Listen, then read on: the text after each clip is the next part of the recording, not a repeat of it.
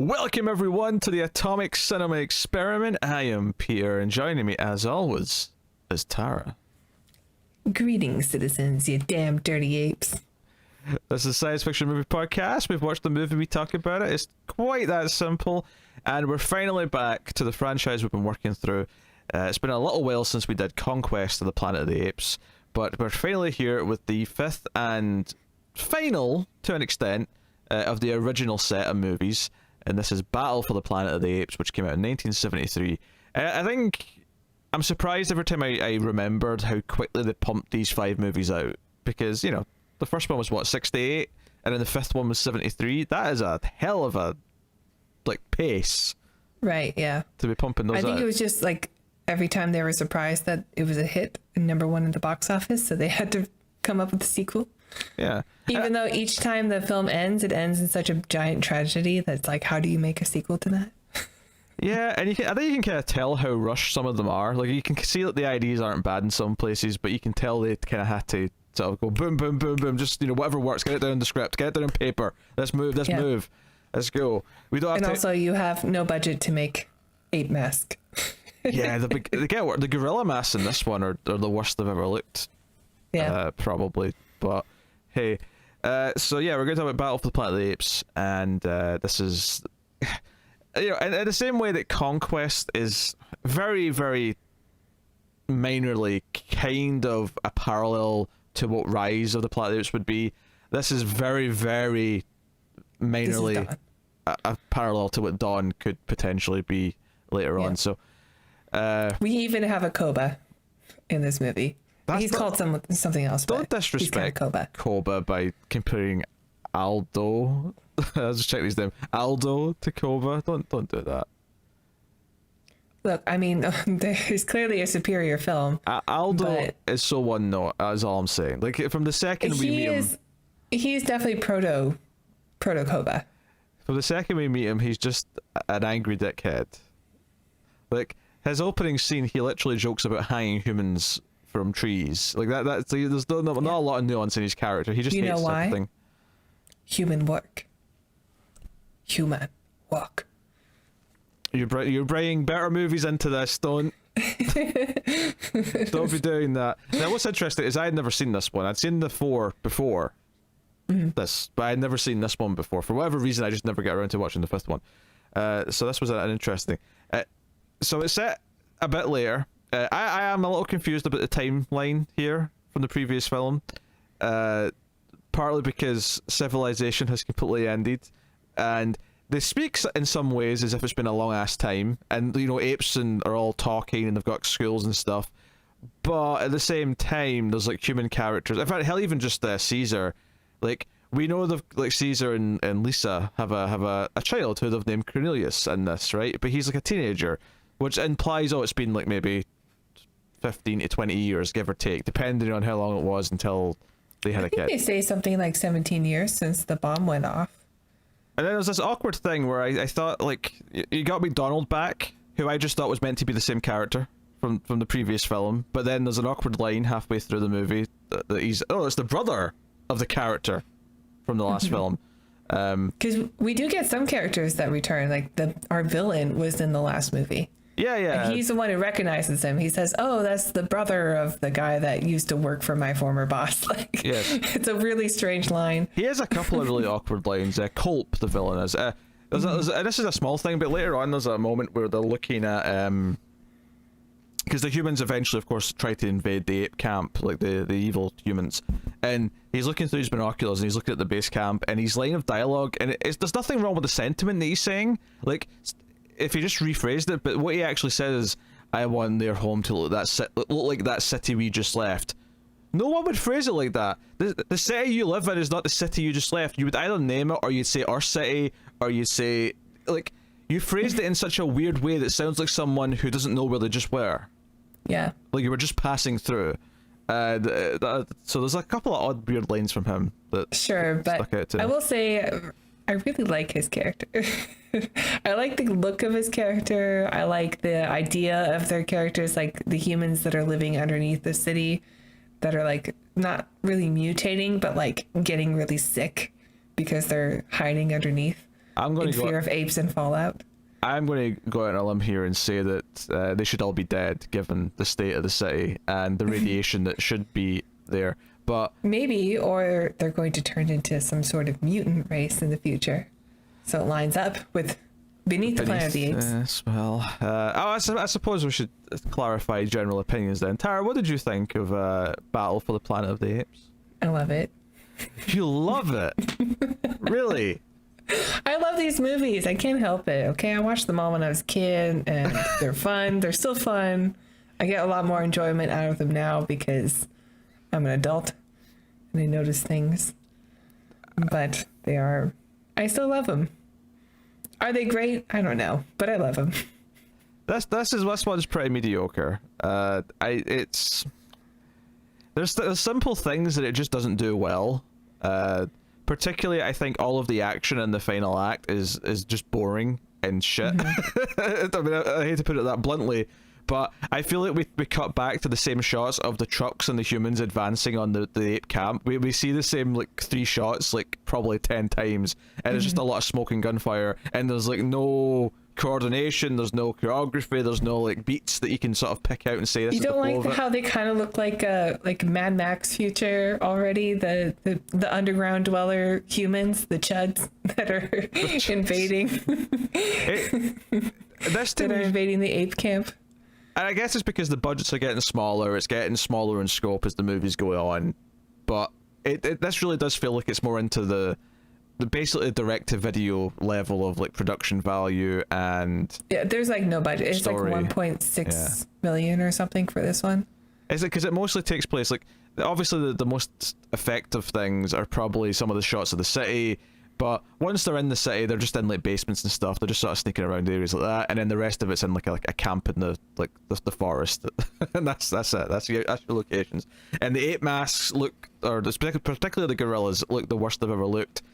And yeah, I mean, there's ideas that are brought up in this which are kind of interesting. I didn't realize getting into this that it was going to try and kind of like suggest that the future that we know from the original film isn't set in stone. Like maybe there's hope that there'll still be a better future, which is probably one of the, I mean, not to I'll say the minorest of minor spoilers for the newer films if you haven't seen them, but that's kind of like how I felt at the end of the last new film, War for the Planet of the Apes, where they don't specifically have a conversation like that because they don't know about the future because there's been no time travel or anything in the new series. But I kind of feel like, no, like there's no way this can lead to the original Planet of the Apes for X, Y, and Z reasons, right? Whereas here they specifically kind of say, nah, future, there's lanes and we can get on a different lane without knowing we've done so. And there's a character who's just there to kind of like have that mumbo jumbo a couple of times in the film to kind of set up the idea that no, there's hope for a better future. And there's a little sort of like bookend scene where the lawgiver, the original lawgiver, is like teaching a class, and we're in full spoilers for the movie here, but when we go back to him at the end, which I actually laughed because when I looked at the runtime and it cut back to him, there was like literally 70 seconds of movie left on the runtime. So I'm like, oh, there's not going to be a lot of substantial stuff in this scene, but it basically revealed that he was teaching a class of both ape children and kids, and then it ends on the statue of Caesar. Well, we know from the very first Planet of the Apes movie that the lawgiver had very different opinion of humans than he does in the end of this movie, so it does imply that they do choose a different future, which is good. I mean, it's still, obviously there was plot holes before about like how, because I was reminded of some of the plot holes we had of Escape, which is a fun movie, but like how much they know about their history, where we go back to the original film. No, that was all secret. The lawgiver was hiding everything. They weren't supposed to know anything, and then all of a sudden Cornelius had all this information to give in the hearing scene. I'm like, where did this all come from? You didn't know any of this before. Yeah.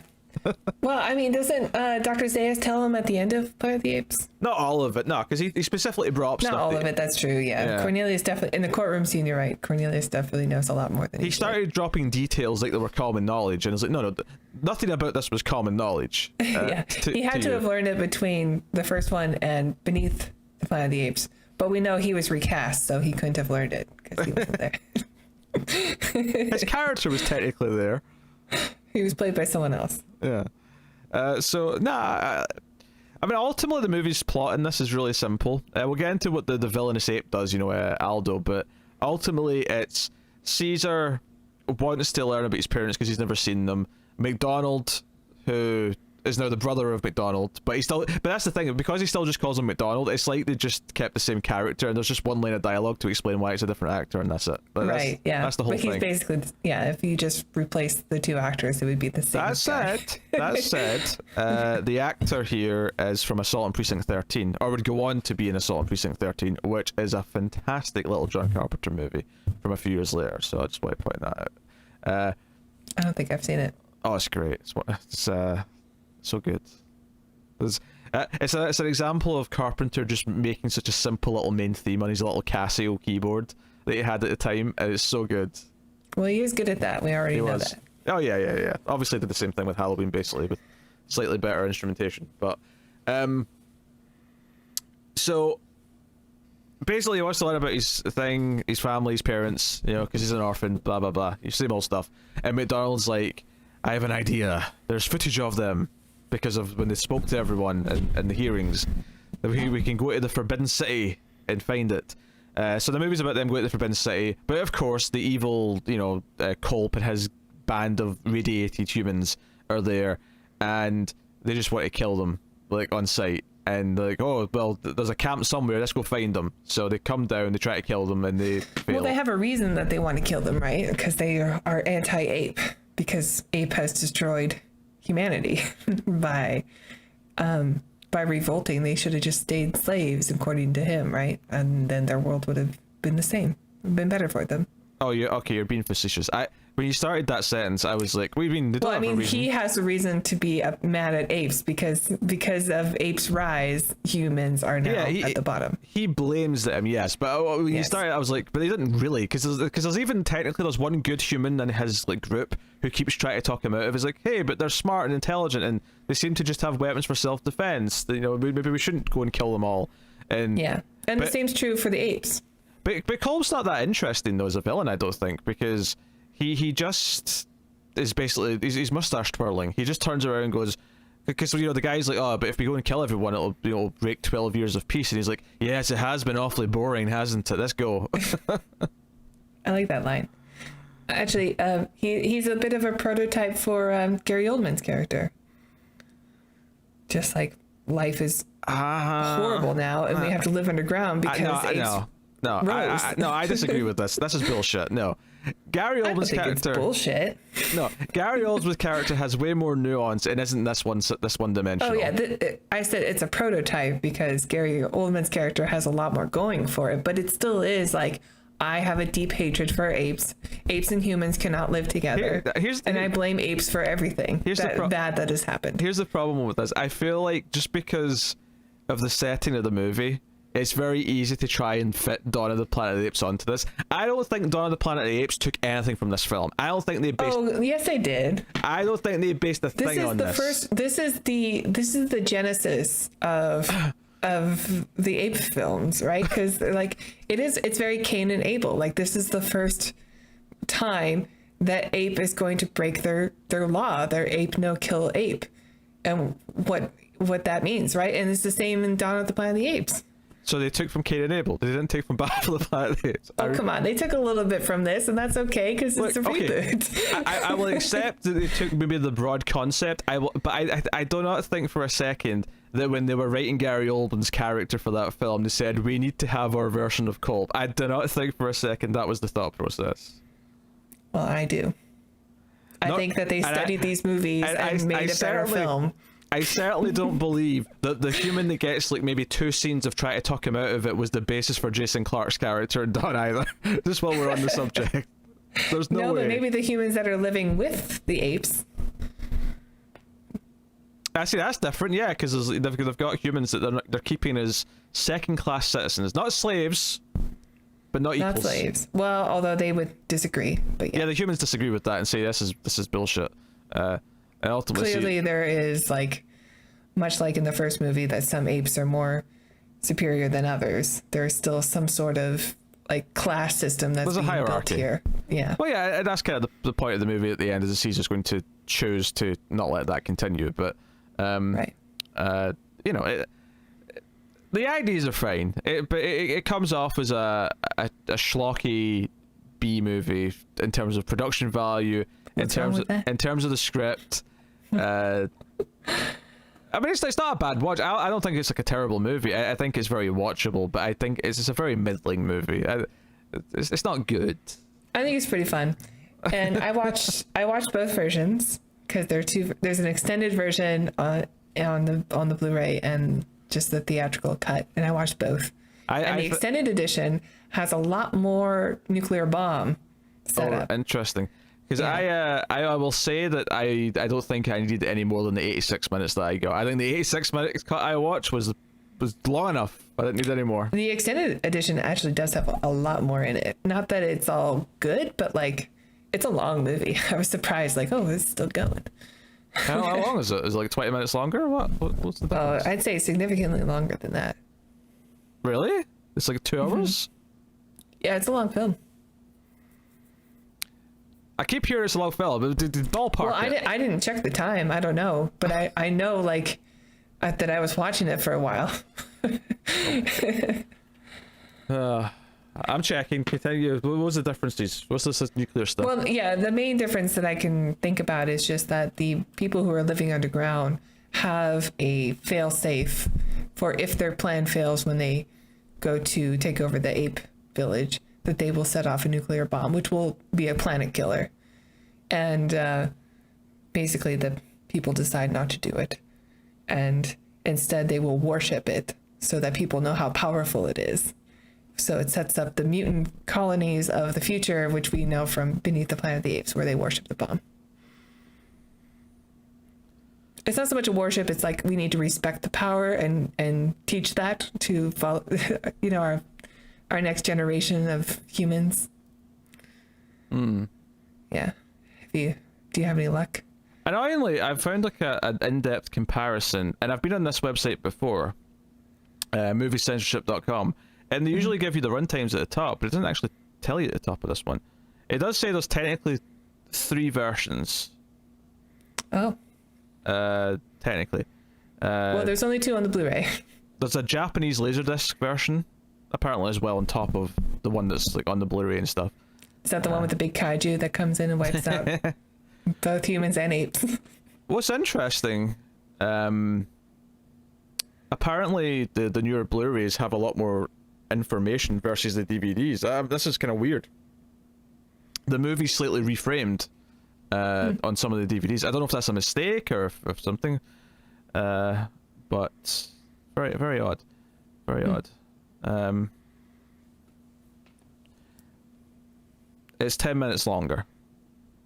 Well, it felt like a lot more.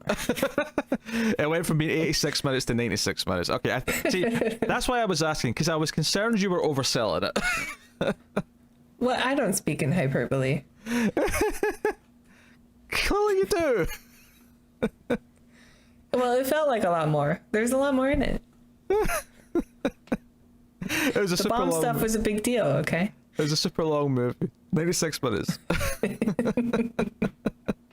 I did pause it halfway through the first time so I could like make dinner, and I did. You can't count the dinner intermission as part of the runtime. Well, it breaks up like I don't know when I started versus when it ends now.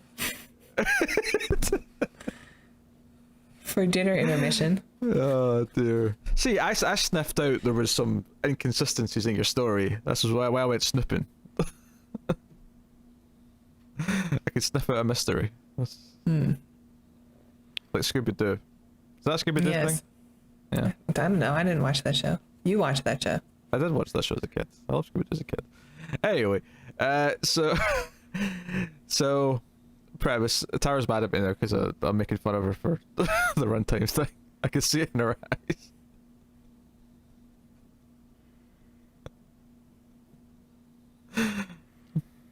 I think it made for. I'm not mad about that. I'm irritated that you feel so much pride from proving that I was wrong about something. I'm not proud. Okay.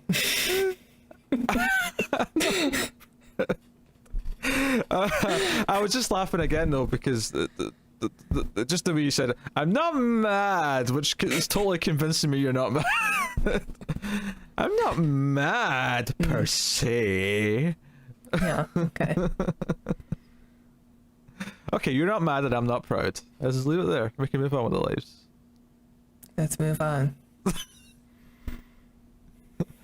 See, this review is already more entertaining than the Conquest one.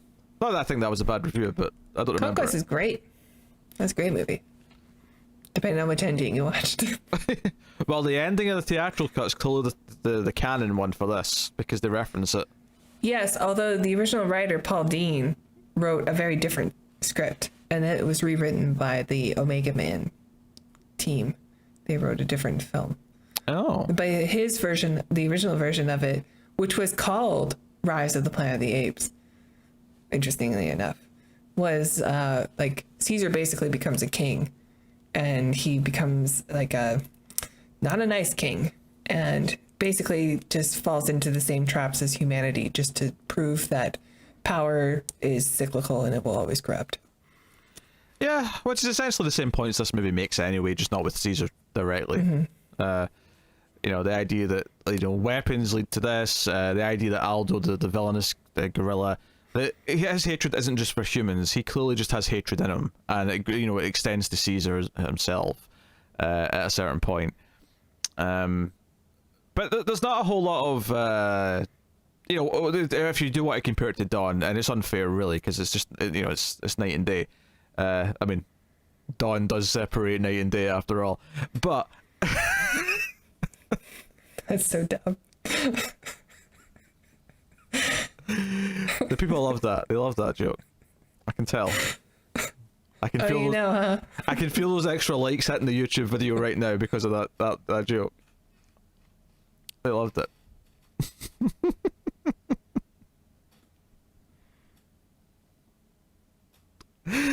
Oh, I'm cracking up at my own silly joke. So, Unintentional joke too. it's, I don't know. It's not I think the joke's that funny, but when I know I've made a bad joke, I laugh at the audacity of myself of making the bad joke. That's the part that's funny to me. Anyway, but you know what this doesn't have really much in the way of like the two sides and not wanting them to conflict. It's just it's almost an afterthought that anyone doesn't want to have a fight, really. You know, Caesar doesn't want to have a fight. Sure, he has that speech. You know, the one human in the city is like, nah, we shouldn't do this. We were living in peace. Why bother? Like, let's just stay here. Let's just have peace. But it's not much. It's, you know, it's a couple of scenes. It's not the same as Dawn, where you're just feeling you care so much about Caesar. You care so much about the human characters. You want them to find a peaceful resolve because you're so invested and you want them to prove that there can be peace. And the funny thing is this movie kind of does prove that there can be peace in a weird way, because it has the ultra happy ending after, you know, the main villain's taken care of, after the fight's over.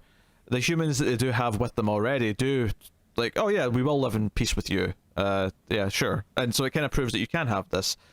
And the lawgiver stuff is like 600 years in the future or something, so yeah, we get like proof that continues. Yeah, we get proof that is just a status quo and it sticks.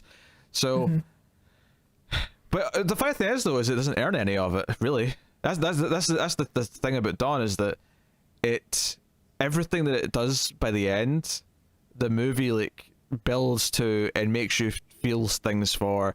And even if you do get kind of maybe a happier ending by the end of War for the Planet of the Apes, which has no comparison in the original films by any means, it feels like it's earned something and that lessons have been learned and all these things. Whereas here, it's, you know, the lesson is learned, don't get me wrong, but it's very kind of on the nose. It's, oh, like Ape is better because Ape does not kill Ape. You know, we hear that right from the start of the film. That's even what the teacher's telling them. It's a human teacher who's teaching the apes this. And that's the rule that Caesar says, no, we're better than humans because Ape does not kill Ape. And that will be the proof of that. And there is a good line, you know, when they eventually learn that, you know, the villain Aldo has killed an ape. A child ape. And it cuts back to McDowall, because just before the fight breaks out, the gorillas kind of go all, you know, militant and like lock all the humans up in the camp into a cage. Again, sort of evoking the imagery of the original film a little bit. Because McDowall kind of disappears. See, when they lock them all in the cage, McDowall just disappears for like 25 minutes. It's so weird because he's such a main character up until that point. But he has a moment where, you know, one of the other human says something to him, and he's like, you know, I think they just joined the human race. You know, he has that kind of poignant moment, and then afterwards, when he's making his case to Caesar, he's like, no, like, we have to live as equals. We can't be treated like this. Nothing will ever change if we have to have this separation. And he's like, yes, but, you know, the human way is brutality and murder and violence. And then it's the wise ape who's the one who's been giving us all the time travel and like timeline theories throughout the film. He's like, yes, but Aldo wasn't human. So clearly we are just, you know, the point being is that clearly we are Virgil. Virgil, that's the name of the ape, yeah. So Aldo wasn't human. So clearly we are just as susceptible to this as humans were. Yeah, I mean, even his baby mama, Lucy, is that her name? Lisa. I think. Lisa. Okay. Yeah, even she mentions something, because at one point they go to the city where they meet the underground people who immediately start attacking them, and they leave. She says, like, well, how do you know that they were, like, that they were just there to hurt you? Like, you were crossing their territory. Like, don't you think that maybe they had a right to defend themselves? And he's like, no, I know that they were not good people, that are irredeemable people, basically. Yeah, see, like, I don't know. Like, it sounds like you didn't even try. Yeah, she's just very sort of, yeah, stuck in the mud. I mean, obviously he's much better than Aldo. He's, you know, there's a scene right at the start of the film where the teacher says the word no, because Aldo's acting like a petulant brat. And everyone sort of reacts shockingly, because that word has been forbidden, at least from the humans, because no was the word they used when they were enslaving the apes. So it was like, no, that word is banned. You're not allowed to say that to an ape. That's just gone. And you know, the ape, you know, the gorilla, Aldo chases him down and is going to kill this guy. And eventually they sort of run into Caesar and the others, and Caesar de-escalates the situation and sort of like puts his foot down and makes sure nothing happens from it. But so clearly, you know, he's not just the bloodthirsty. You know, he understands it was a situation, and you know, the guy wasn't trying to, like, because he is just trying to discipline, like, a petulant person, basically. But so much, you know, because we get this idea that, you know, they do have like a storage of, like, guns from, like, the olden days, but it's all locked up. And even when Caesar needs to get some guns to go on this little trip into the Forbidden City with McDowall and Virgil they're taking because he's like an expert on everything. Somehow, I mean, I don't know where he's got all this information from. I guess they've found a library or something somewhere that he's just consumed all the books from. But he knows things because he could have been somebody's pet that they were just teaching. True. I mean, when they first meet him, he's given a theory on light speed travel, and it's very important because basically what he's arguing is that time can change, right? And he explains it more clearly later on. But the first time we meet him, he's talking about. And I don't know why he's using this example, but he talks about a musician who performs a live concert. Because he's played by Paul Williams, who is a musician. Oh, really? Is that the joke? Okay. Well, yeah. See, obviously it was too soon, but it was making me think of Live Aid, because it sounded a lot like Phil Collins, because Phil Collins travelled between the two locations during Live Aid. Because he's talking about fast and light travel, and I thought he was just misunderstanding planes, that maybe this was like, oh, something's been lost in translation here, and he thinks planes were that fast at first. But obviously, very quickly, that's not the case. But he's talking about, okay, musician does a concert in London, travels faster than light to somewhere in the US, and ends up there on Tuesday, watches the concert, realizes he doesn't like it, and then goes back in time again and, like, tells himself not to not to do it because it's a bad idea. And obviously this is setting up the core idea of the film, which is, okay, well, because we have these apes came back from the future, we know where the future's leading, because that's the big discovery that they have, that the Caesar has. And because Virgil keeps talking about eternity and that, you know, everything will happen forever. And one of the things you might have forgotten from the first two Apes movies is that it actually ended with everyone dying. At the end of the second film, you know, Cornelius and that just escaped because everything blew up, right? So civilization, even of the apes, ends at the end of the timeline. The planet killer, yeah. Alpha and Omega. That's the one, that bomb. And so this is a thing where, like, you know, Virgil's like challenged this, you know, his belief in eternity, So this idea that, no, because we know where it's going, we can change lanes. And that's when he brings up the whole lanes. I believe we're all in, if you remember highways, he brings up highways. No, he says motorways, which stuck out to me because that's more of a British term for Yeah, we highways. just talked about that. Yeah. We were talking about speed. But he talks about motorways and how we're on different lanes. We don't necessarily know which lane we're on, but we can definitely change between them. But the idea being that because we do have this information from the future, knowing it might in fact change it. Admittedly, I'm going to insert a little bit of Terminator logic in here and point out that, and obviously Terminator, you can still change things. I'm not arguing that things can't change, but technically, the apes that we get in the future are all descendants from Cornelius because they went back in time. There's a bit of Terminator, the cycle logic happening here. So technically, them being back in time also might just be proof that it's always going to happen, because that's how they end up. Because I was a little bit worried. Unless there's split timelines. Yes. So once you go back, things are just going to be different because you're on a new timeline. That's entirely possible. I mean, this is just time travel. It's the same as Terminator logic. Yeah, this is just time travel 101. Well, yeah. Well, we don't know that in Terminator. We don't know there's a split timeline. That was never introduced until the TV show. I mean, well, it has to be, right? So, if you go back in time in order to change the outcome of the future, then unless there are split timelines, why bother? You don't know that split timelines. That you're bringing in a concept the movie never introduces. No, but you have to, in order to enjoy the time travel of the Terminator movies, you have to accept that is a possibility. Otherwise, they're stuck in a loop. They're not necessarily stuck in a loop. The movie never introduces split timelines. It introduces the idea that you can go back and change something, then it's just changed from then on. It never introduces the idea that it fragments into two alternate timelines. You're adding that in from other Sure, things. but if you don't, yeah, but if someone goes back in time in order to impregnate a woman, but their future is different than the future that you are now creating, then if it's not a loop, then it has to be a split timeline, right? Otherwise, they would just grow up into be John Connor, who you keep goes saying into. You keep saying has to be as if any of this is science. Well, I mean, we watch science fiction movies. If we don't think about these things, then it doesn't make sense. Well, this is just a debate. The only way the Terminator movies make sense. I don't necessarily agree with that. I think this is just a debate about time travel at this point.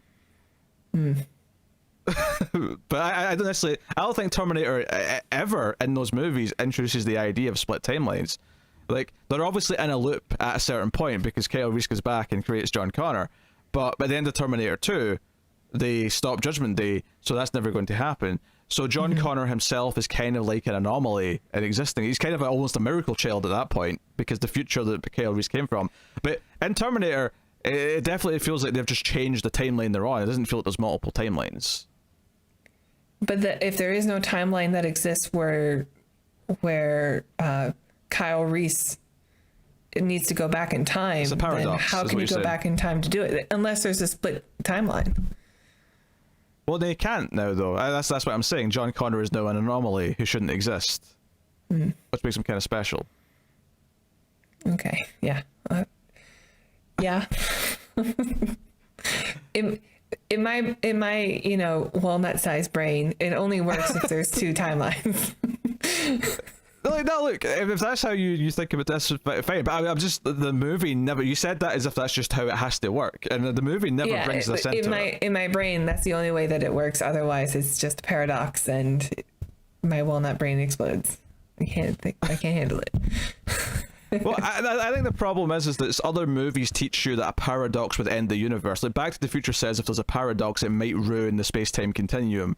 But I don't think just because other movies have said that's true for Terminator. I think it's just okay in Terminator that there's a paradox. And if you say, well, how can there be a paradox? I'm like, well, because they can't exist in real life, so we don't know. Science fiction. Go with it. What movie I do think about a lot since we watched was the Primer? No, not that one. The one with Ethan Hawke in it. Oh, Predestination. Yeah, that one has stuck with me. when it comes to like a paradox of how can someone exist. Yeah, that's definitely a loop. Again, that's another one where there's no timelines are not introduced in that. It's just one stream. Yeah.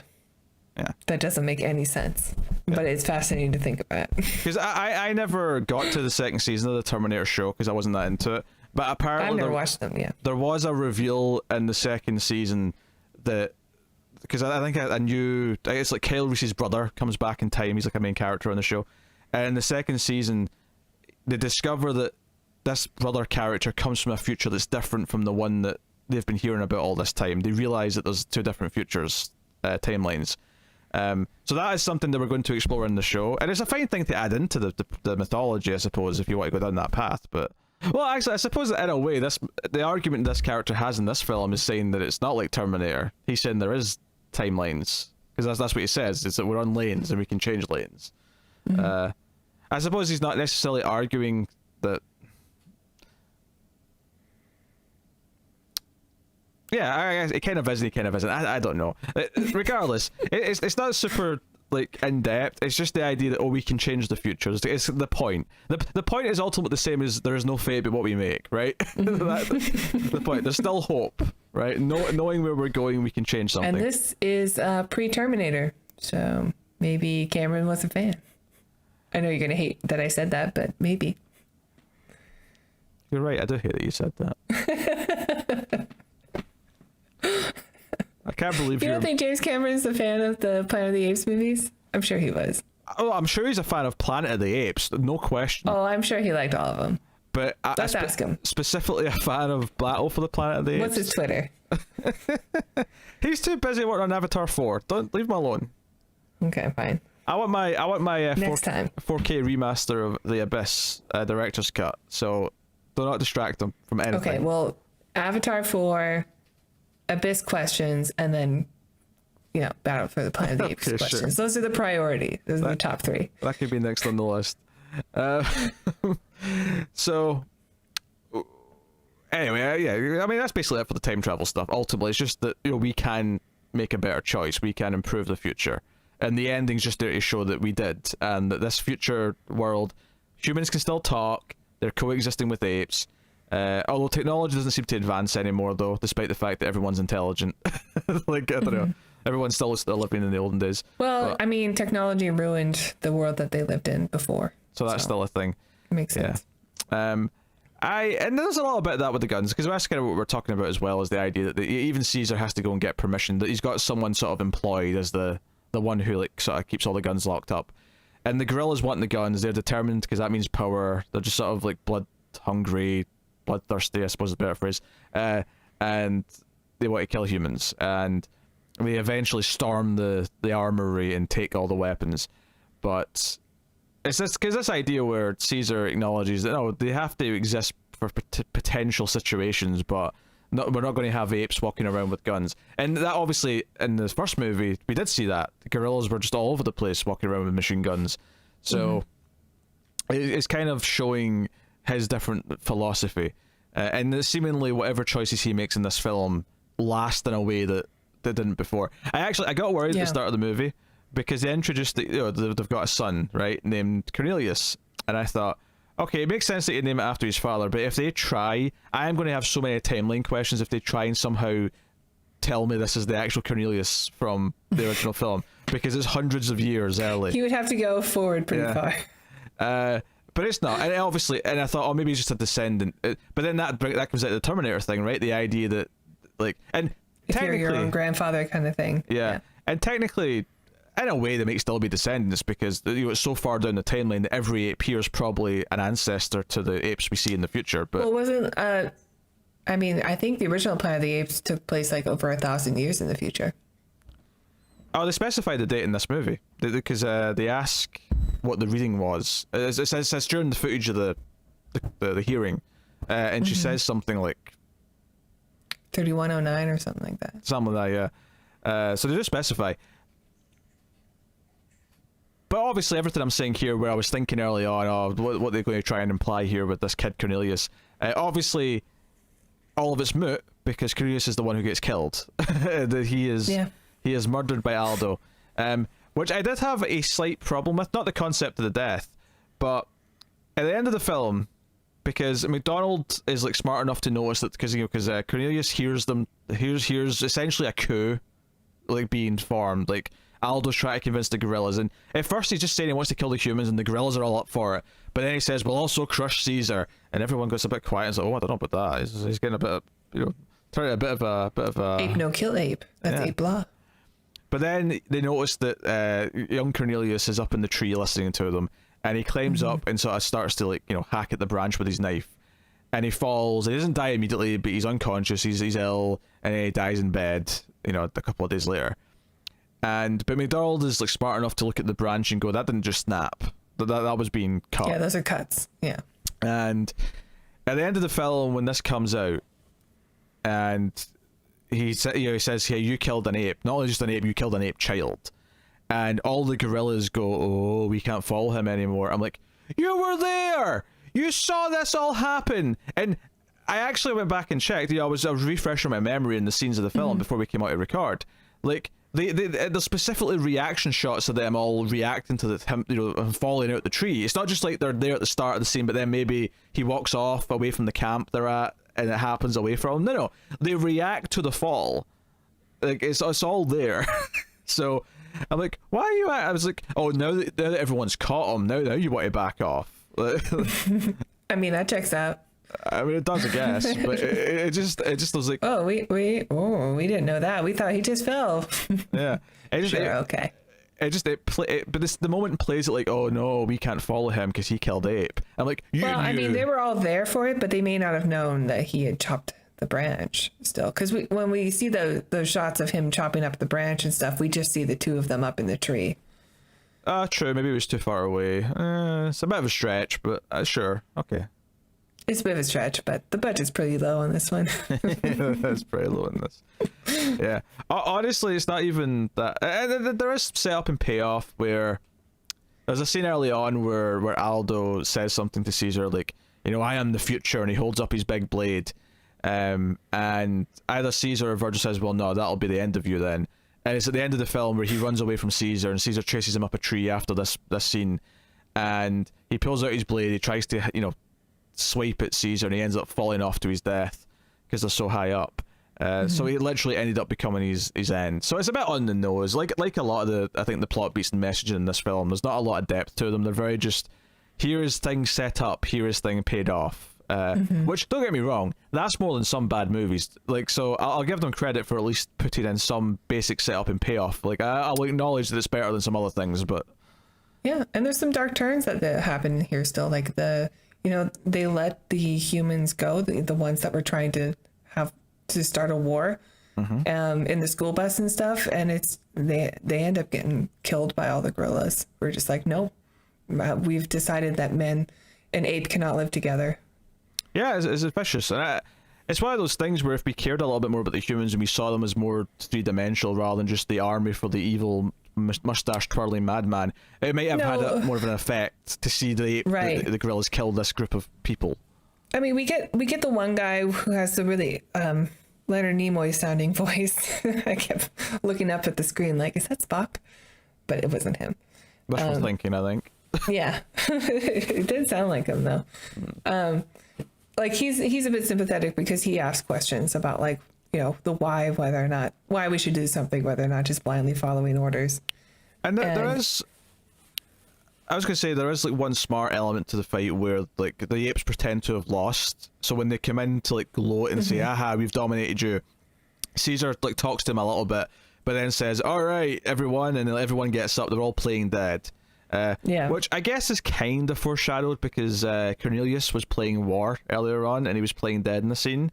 I guess that's thematically a little bit of foreshadowing, but I mean, it's a fine moment. I think the problem with the third act fighting though is everything before that, where it's just them advancing on the camp and it's just the same shots over and over again of smoke and yeah, it's a bit long. I'll agree with that, but I don't hate it. I like the Mad Max looking these janky vehicles, and everybody has to wear goggles because they're used to being underground, and so they have to wear the red tinted goggles and stuff. It's a fun look, and they sort of look like they're on their way to becoming the people who are worshiping the bomb in the second film. So there's some like attempt to make everything link up. In the extended edition, you do get, obviously, because you get more of the scenes with the bombs, you get more of the scenes of the people who do live underground. And not all of them are like Kolb, the main guy that we follow, the villain.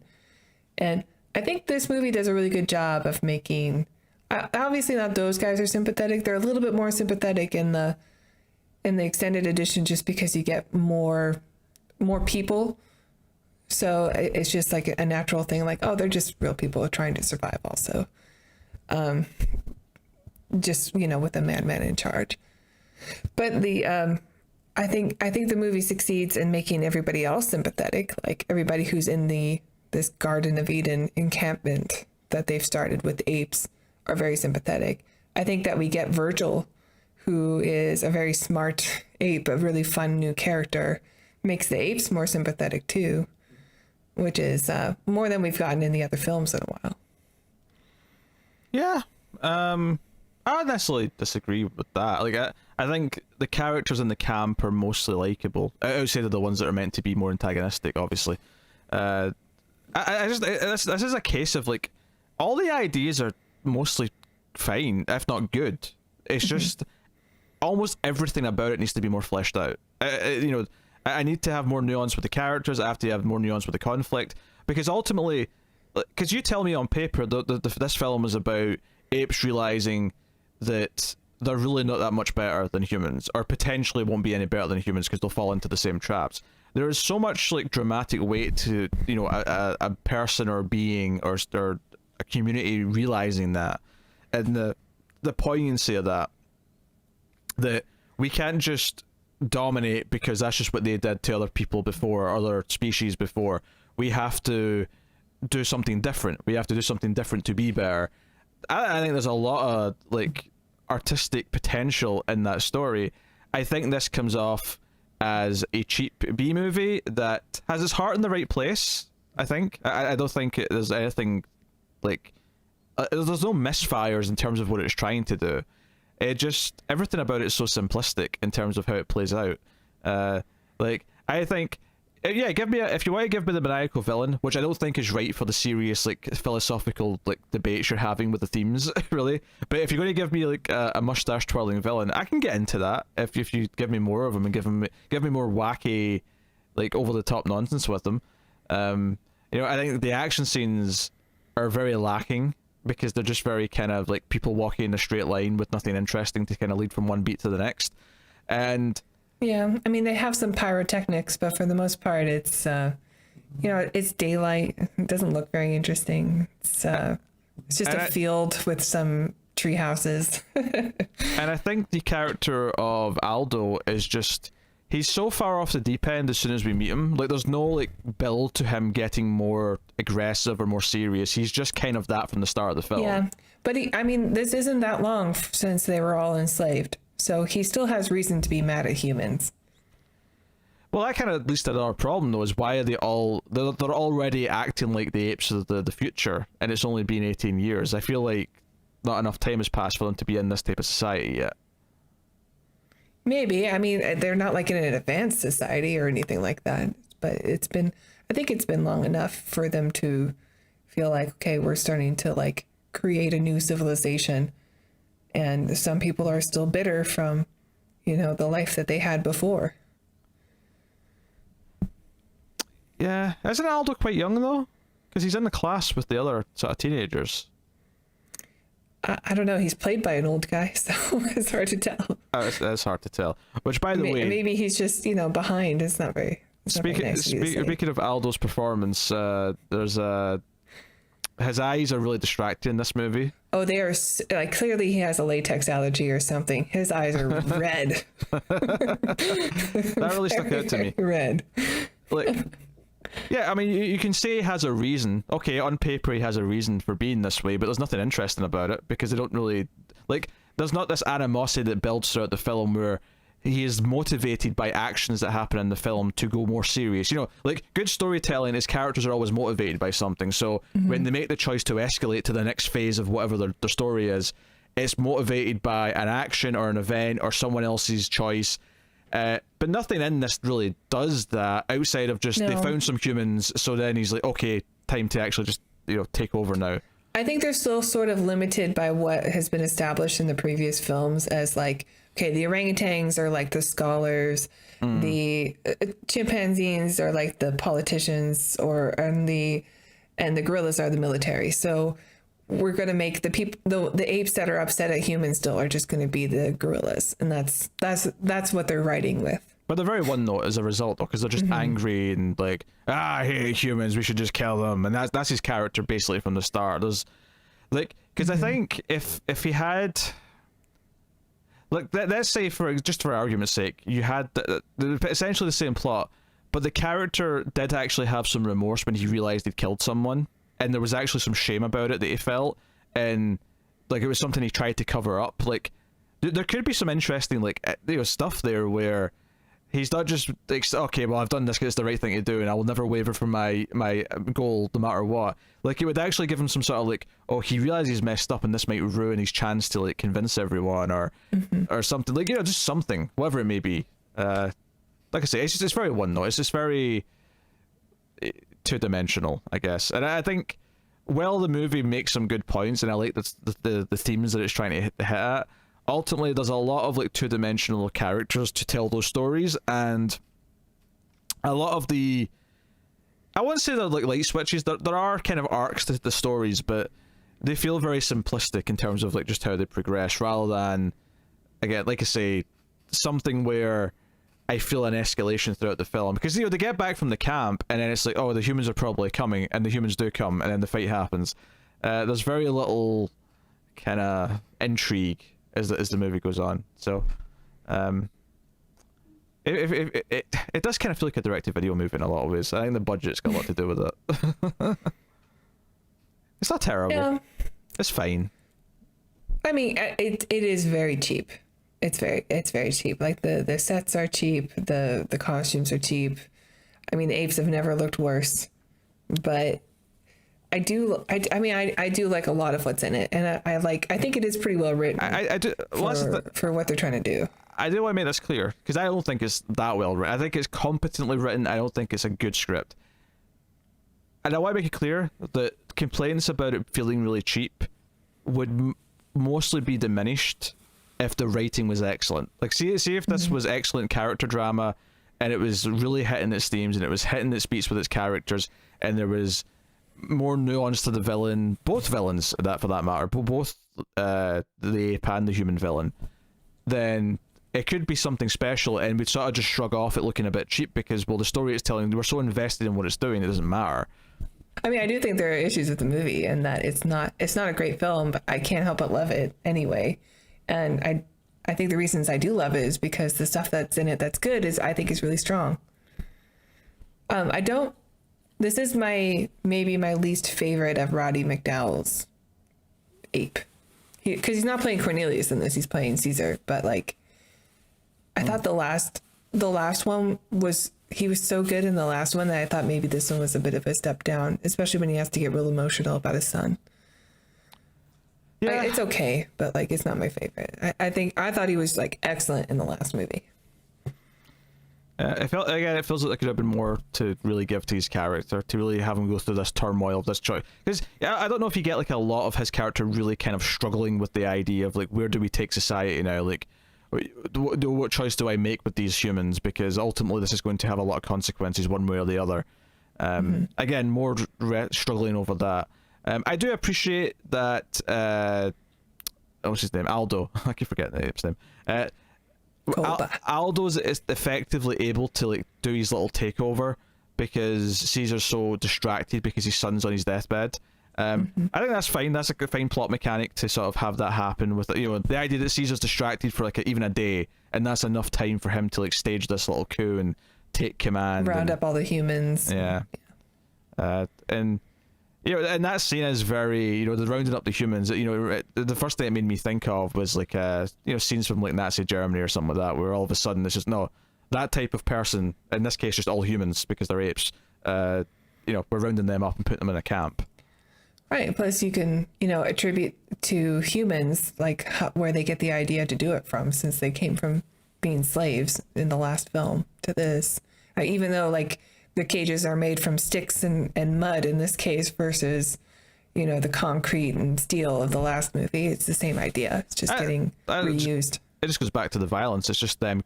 They're just repeating the same mistakes. You know, so it. Yeah, I mean, obviously, it's funny because I feel like it has a lot of leftover like good themes, just because the movie, you know, the series started with good themes, and they've, you know, had their ups and downs throughout the series, but those themes are still in there to some extent, and because of that, it kind of gets to ride off the back of that a little bit.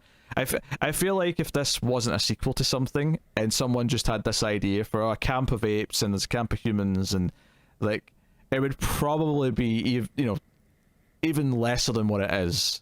Because it wouldn't be like it wouldn't have all the backstory to feed into who these characters are and what it means overall. So it's fascinating that we got such like in-depth films from a franchise that would just had to make a new movie every year because it was unexpectedly successful. It's like, okay, we know that you guys wrote yourself into a corner by blowing up the planet, but please write a sequel. And like, what do you do with that? And I think each movie, with the exception of maybe the second one, I mean, each one has like some really great themes in it that were a surprising turn for the films. Like they're all interesting to me because they were just, you know, they were just so creative. Like we have to come up with something, and, you know, they should be worse than they are. They should be a lot worse than they are. But as time has oddly proven, they can also be a lot better than they are. Yes. And I'm not just talking about effects. Like, this is the thing. I want to make this clear. No, I mean, but those movies have like a clear plan all along, and like time and a lot more people involved. Of like, we want to make sure that these, you know, are relevant and and are good. Yes, you know, people want to know, why do I want to watch a reboot of Planet of the Apes? So you have to give them a reason. Yes, but look at that the other way around, though. You're excusing these films for not having those advantages. What I'm saying is that those films are the reason why you give films time and you don't rush things out in a year. And let's just say that those films were made in the 70s and 60s, and it was the same, you know, ape suits that we have in these films. Like, they'd still be better films than at least all the sequels, because they're just so well written. Just because the ideas and the way they play out the story, they're so well thought out. They're so rich in subtext and text. They get pretentious for a second, but they are, like, you know, when we talk about that trilogy when we get there, and we'll probably take a little break from this franchise before we do the newer ones. Only because we don't want to do the Tim Burton one. I think we take a bit of a break before Tim Burton, then we get another little break before the new trilogy. But when we get to them, like, you know, we're going to be talking really about, we're going to talk about character, we're going to talk about society, we're going to talk about a lot of things, and we have talked about some of those elements in these movies too. But I'm going to be showering those movies with praise. I think how it handles all those ideas they're so good, to the point where, like, I think Dawn is the best movie that says Planet of the Apes in the title. I think it's better than the original film. I mean, the first one to me is real special, and that's a 10 out of 10, as I said when we've reviewed it, but Dawn might be an 11 out of 10. Dawn might break the scale. Dawn is a special science fiction film, and I think Rise and War are both really strong too. Yeah. It might be the best trilogy. Like, it's up there with Lord of the Rings for me. I do not care for Lord of the Rings, but I know you had to say that. I agree with the sentiment that it is one of the best trilogies. Yeah. It's such a weird franchise, because that was my attitude when Rise was announced and there was a trailer. My attitude was, who wants a Planet of the Apes reboot? Like, there was one. Yeah, as someone who's a fan of the hokey, you know, old series, like, I didn't know I wanted it. I was hesitant to go see it in the theater. Because I didn't even like the trailer that much. Because, you know, it had one great movie, right? You know, like the original's the great movie that's, you know, a science fiction classic and has a lot of things going for it. And the sequels have some fun and some good stuff, but, you know, they're kind of, you know, it's a lot like recommending Halloween, where Halloween's a masterpiece, And there's some fun sequels if you like some schlocky slasher movies, but they're not great masterpiece movies that you have to see. Planet of the Apes kind of feels like that to me in a lot of the same ways, where the original you have to see, it's a classic science fiction film. The sequels, they're optional additional viewing if you want to go down that path, but you don't have to. Right. But I think, being that these movies had to be turned out so quickly, and, we're usually, like, after each movie had written themselves into a bit of a corner, that the fact that they came out with movies that had rich themes, whether or not they were fully explored, I think that is a testament to just the original concept of the movie, that there is so much that you can explore there if you just really sat down and, like, had a good group of writers and went back and forth, and which is why the movies turned out needed to be rebooted. Like, there was a reason to do it, because it is a rich concept.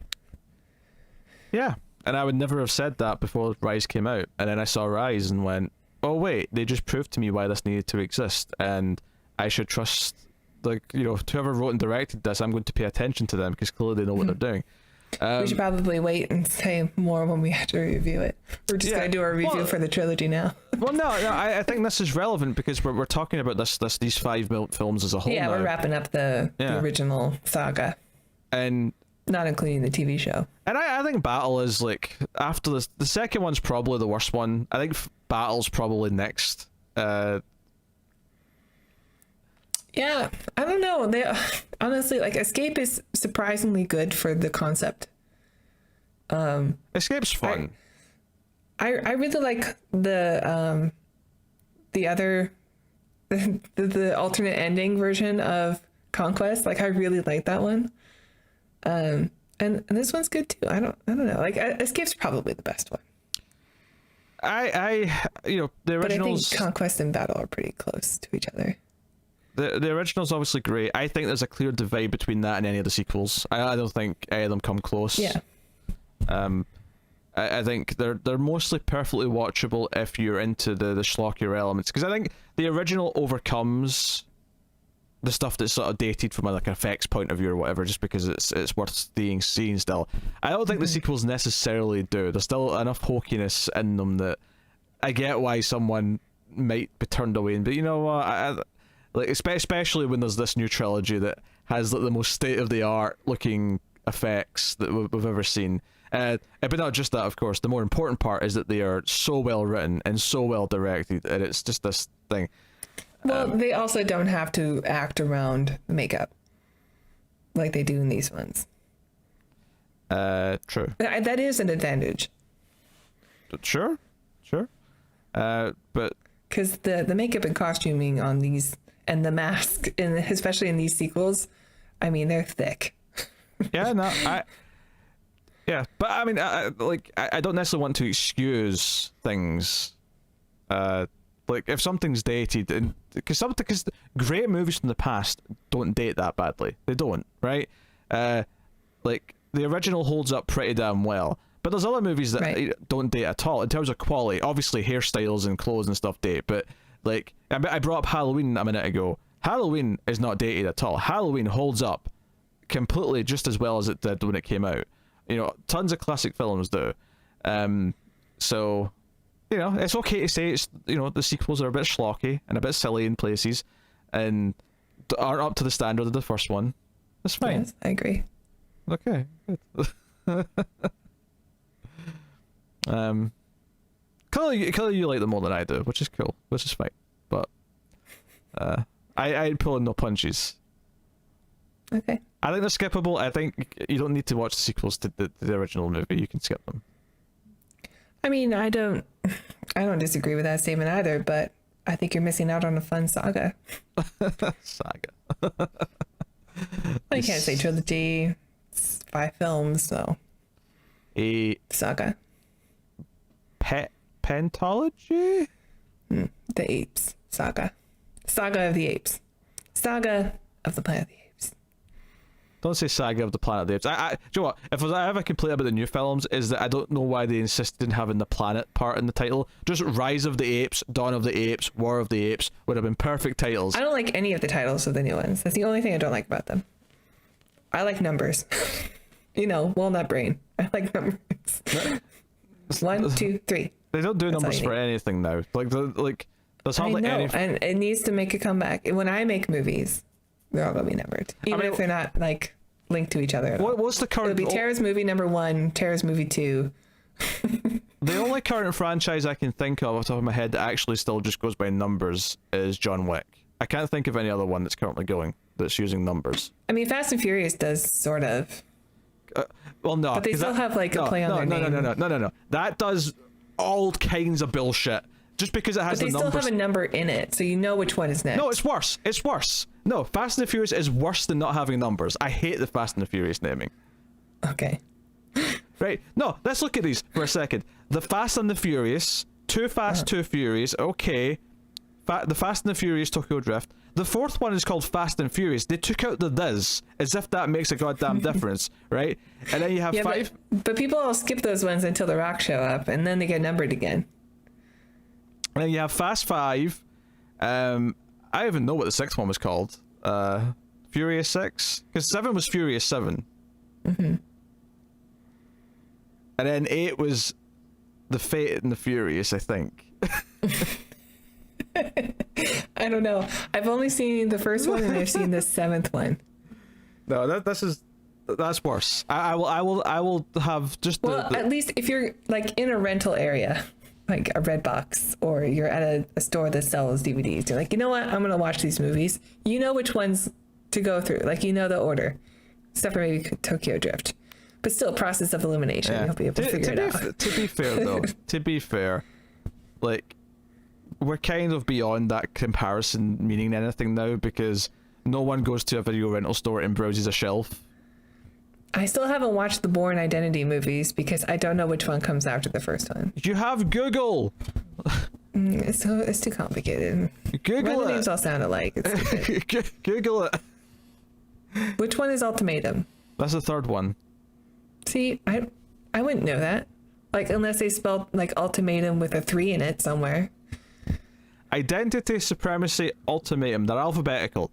You can ignore everything that came after that. The rest don't matter. Okay, see, that helps. That's helpful. The rest don't matter. For the record, that's not intentional. I'm sure it's just a coincidence that they happen to be alphabetical. Those are the first 3 at least. But hey, just ignore the one with Jeremy Renner, and ignore the one where Matt Damon came back, because despite the fact that they brought the director back, it wasn't that good. I saw that one actually. I saw that one in theaters. It was weak. It was weak stuff. Yeah, I didn't like it that much. It was a good trailer, but the movie wasn't very good. There was one good car chase though. Yeah, I thought was pretty good. But the battle's just okay. It's okay. It's cheap. It's got good ideas. It's not fleshed out enough to really capitalize on them, which is kind of a lot of the complaints I had about the last one as well, if I remember right. Is that a lot of good ideas, but didn't really delve into them enough. They're so determined. And I still loved it. They're so determined to keep these movies at this time period like under 90 minutes that it just like. Don't get me wrong. Some movies can be too long. Like, you know, I just saw the 4-hour Snyder cut like a couple of weeks ago. Some movies can be too long, but like 80 something minutes is not enough for the themes that this movie's tackling. I'm just going to put that out there. Too truncated. Maybe you should have watched the 98-minute version. Mm-hmm. Yes. I'm not convinced. All right, Tara, do you want to rate Battle for the Planet of the Apes? I think there's still a lot in here that is really, really good and is a reason why the movies were rebooted, because there's a lot of good ideas that are brought up, and it's a really rich universe, and it explores, by exploring apes culture, we are saying a lot about, you know, the decisions that humanity should have made. And I think it's I mean, I love these films, and I think the last one wraps it up pretty nicely. And I love Paul Williams, and he's in it. My dear swan. So I will give it a 7.5 because I love it, even though it's not great, but I love it. 5.5. I hate you. It's perfectly just okay. A lot of nice ideas, but ultimately I don't think it succeeds. Well, I don't think it executes most of the ideas well, and that goes for even simple things like action. Like I said, like all the fighting towards the end is just kind of boring and doesn't really excite anything or whatever. So, I can't. It's too much of a simplistic version of what it's trying to do. So, there you go. But hey, there you go. That's the original 5 Apes movies done. And we're about to, so we're still sort of occasionally doing an Invisible Man sequel, so we'll probably do one of them at some point soonish. But we're about to start working through the Matrix franchise because, that's a big one. There's a new Matrix film coming at the end of the year, so we got to have done those in time. So we'll get to the Tim Burton remake, and the trilogy a little bit later. Not too long, but a little bit later. So look forward to that. Although next week we're actually sort of doing a big new release, which has been a while because, well, pandemic and all that jazz. Because next week it is time for Godzilla versus Kong. I'm hyped. Yep. Good or bad, I'm hyped. Good or bad, I'm hyped. Yeah, I'm excited. I'm not as hyped for it, but only because the trailers have been bad. Yes. That said, though, the critical reception, which has started to come out already, has been oddly positive. I was not expecting. That's good news. Such a thing. Actually, by the time this review goes out, I mean, the movie will probably have just come out. But our review will be next week's episode, so look forward to that. But yes, if you made it this far into the review, leave the word Koba in the comments. Human work. I couldn't think of anything cool, so I thought I'll at least put a smile on Tara's face if nothing else. So yeah. Imagine if my cat could ever speak, he would point to where his balls used to be and yell human work at me. Human work. Like, I know, Gus, I'm sorry. They had to go. Yeah, Tara's going to pose for the thumbnail, so here we go. 3, 2, 1, pause.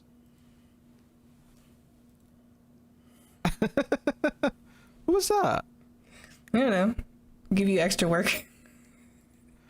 Oh, because you know it's harder to cut around the hands? That was it? You should have given it a 5.5. Oh, that's how it is. If I rate a movie you like too low, you'll give me more work for the thumbnail. Hey, oh. at least I did fist and not like jazz hands. Oh my god. Right. So I've decided that the IMDb segment of the show is not living up to the potential that I thought it had. So I'm going to try something slightly different for this. When did you decide this? Like just now? I was thinking about it. I've went to the Battle for the Planet of the Apes trailer on YouTube because I'm convinced that the YouTube comments are going to be funnier than the IMDb reviews. Okay. Now, in the future, I might actually look in advance and pick out some funny ones just to keep this a bit smoother. But I'd forgotten I had this idea, so I haven't done it in advance this time. But bear with me. I'm gonna start commenting on trailers. Just hope that your comment makes it to the top so I can read it. I'll use my super secret ID. Yes. Yes. Well, here's one you may like from Cutie Evie from a year ago. I didn't understand why most people didn't like it. This says Ick. Like Ick, the story. I know it's not that great, but it's a very entertaining story, and it was a very classic Planet of the Apes movie I've ever watched. English may not be their first language. That was a lot of festivities. Well, I'm glad Borat likes it. How did you feel about Battle for the Planet of the Apes? Very nice. I like.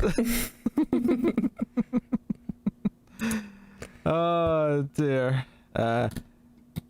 One comment from Manuel Barreto simply says, "Get to the chopper," and I don't know why. There was no helicopters in this film. No. Was there anyone from Predator in this film? I don't recall. No, I don't think so. I don't recall such a thing. It's not like Predator had a big cast. 1 year ago, Sam DMZ said, "The Ape Avengers Endgame Identity Wars." I don't hate it.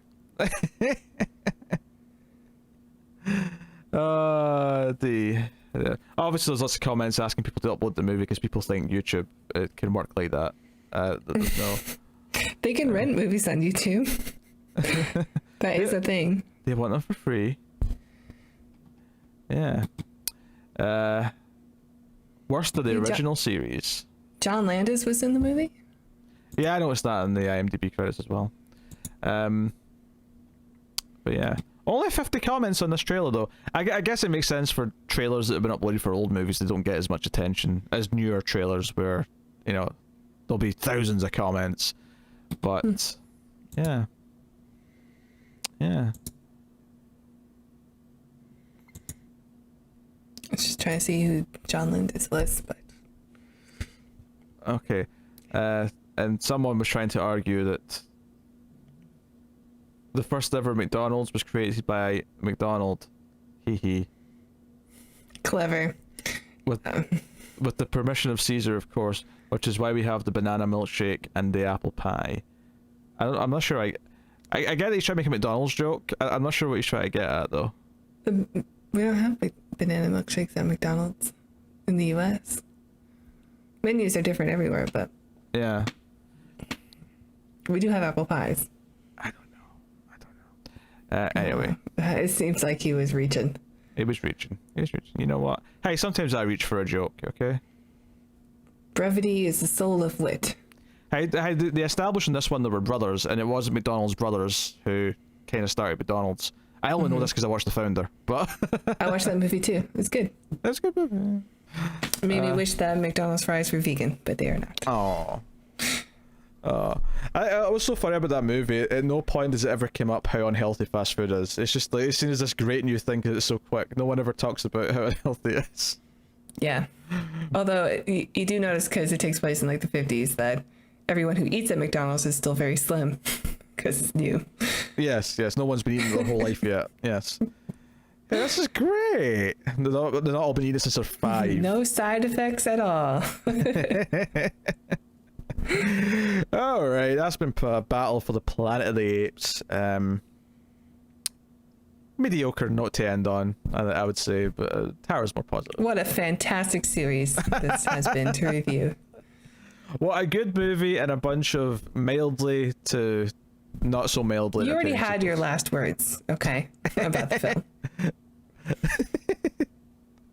I know, I'm just trying to troll you at this point. I know. Okay, so yeah, there you go. You can support, of course, everything we do. I'll take this time to thank our Patreon producers for the month. So thank you very much to Tyler Hess, Cindy Palacios, David Sharp, Board Now, Al Treisman, Christopher Moy, and David Brown. They are all Patreon producers for the month of April. So thank you. Tara, do you want to tell them about Patreon? Why, yes. If you enjoy our reviews, please check out our Patreon page. It's patreon.com/MouthFuzzTV. And if you donate as low as $1 per month, you will get access to bonus episodes of the Ace. So if you're looking for your favorite B movie that's not an ape film, I don't think we have any ape movies on that list yet, check it out. We're also doing sequels now to like some of the lesser sequels to the obvious masterpieces on there, so you can check out how we think of what movies are we doing. Right now we're checking out the Starship Troopers 2, and we're going to do the other ones for that. We'll be doing Tremors 2. We did Philadelphia Experiment 2. And we did I think that was we did all the Transfers movies. Yeah, well, yeah, true. Yeah. Yeah, but that started on Patreon though, because that was even the first one. Yeah, we didn't do the first Transfers, although maybe we should have on the on the regular show. I don't think people would have cared on the regular show for Transfers. Probably not, but we cared about it because what a saga that was. Mm-hmm. So please check out our Patreon page. Thank you. Yes, Charles Band Productions. Yes, always leads to a good time. Mm-hmm. It very much does not. evil bong with the test to such a thing. Yeah. So Although Jack Death was in that movie. he did briefly appear. So it's canon to the Transfer saga. We probably should have reviewed it. Try hairs for squids. Okay. There you go. You can also like and subscribe. That is the free way to support everything we do. Also rating the podcast on iTunes or whatever platform you get your podcast from. Give us a nice 5-star review. But like and subscribing on YouTube is, the algorithm thing. It lets YouTube promote us out a little bit more. And yeah, so that's the idea. So there you go. That's been the review. Hopefully it was fun. So, you know what? I had fun. This didn't feel like it went as long, but I'm just looking down at the time, and it's actually close to the 90-minute mark. So somehow we just do this every week. I think you have quite a bit to edit out, though. I have a little bit to edit out. There was that whole section on your really bizarre feelings on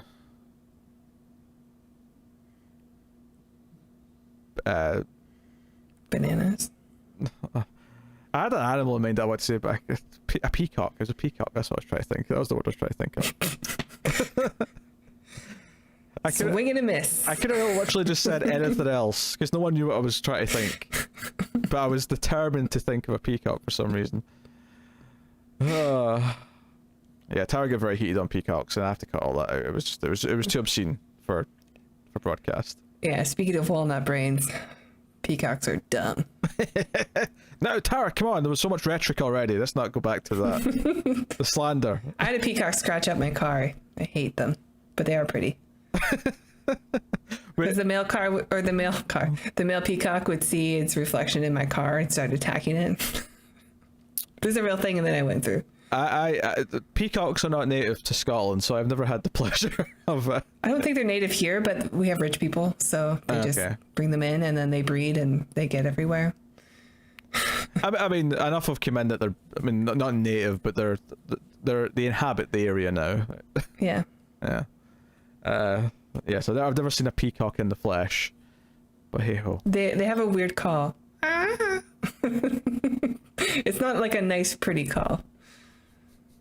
I actually don't really like peacocks.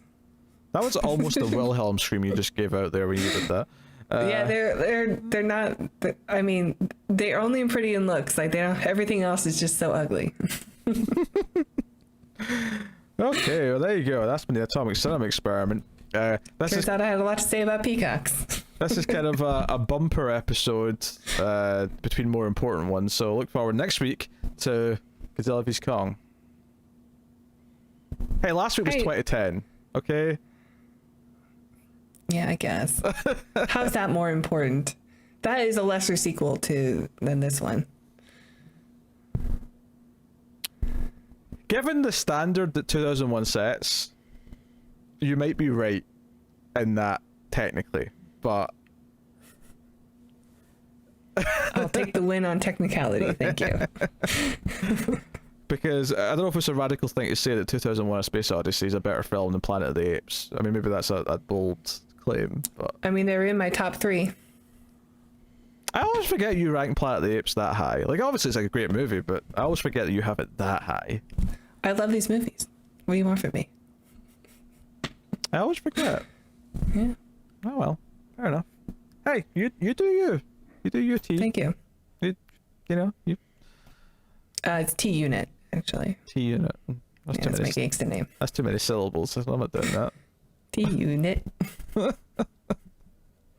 right, good night. Yeah, that's the show. Thank you very much for watching or listening. We always appreciate it. Keep watching science fiction and computer. Add salsa. I hate every ape I see, from chimpanzee to chimpanzee.